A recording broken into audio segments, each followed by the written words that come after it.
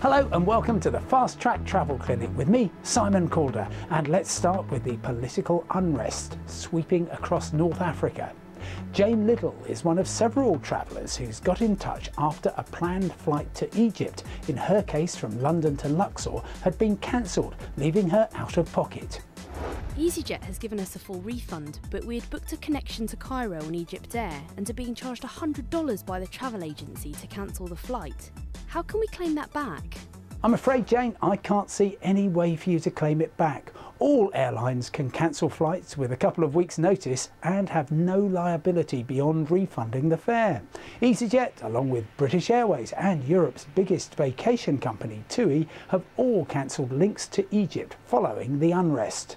The fact that you've made other bookings isn't EasyJet's problem, though if you bought a flexible ticket direct from Egypt Air, you would have avoided some or all of the cancellation charges that your agent applied.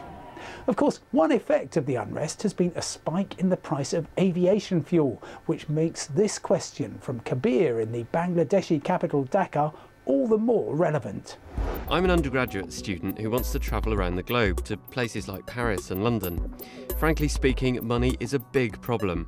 What are the options for free or very cheap flights? Kabir, I'm afraid you're a generation too late for free or very cheap flights. In the 1980s and 90s, it was possible to fly for next to nothing as a courier, accompanying time-sensitive documents on scheduled flights. Indeed, I was lucky enough to fly one way on Concorde from London to New York for a nominal payment of $150. But your generation can at least benefit from the vast range of low-cost airlines spreading across Asia, at least halving the average cost, though Bangladesh has yet to benefit to the same extent as India. For a better range of flight bargains, cross the border to the city of Kolkata. From there you can reach Paris or London in a sequence of hops via Mumbai, the Gulf and Istanbul. Let's hope your journey isn't too time sensitive. Now, even though this part of Fast Track is called the Travel Clinic, I'm rarely asked to tackle medical questions. But Chris Chambers of Scotland has asked how to stay healthy abroad. In particular, I'm soon to visit India and concerned that I may spend a portion of the trip stuck in my hotel room within 2 meters of the bathroom. Any tips to avoid what we call Delhi belly?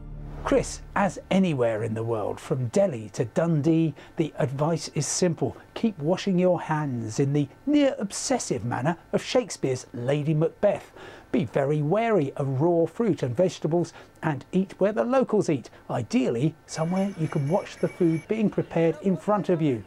Finally, Dean Ball is planning to stay at ground level for a forthcoming trip across the United States.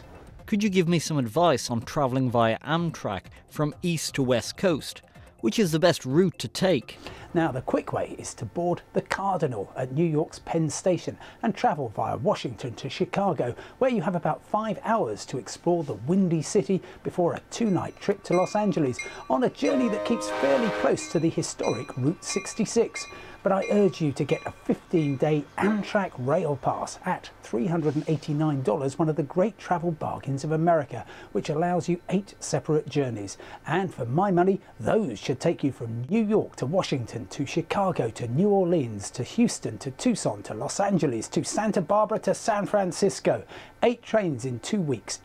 Well, that's all we've got time for in this session of the Fast Track Travel Clinic. If you've got an issue, just email fasttracktravel@bbc.co.uk and I'll do my very best to find you an answer. Bye for now and see you next time.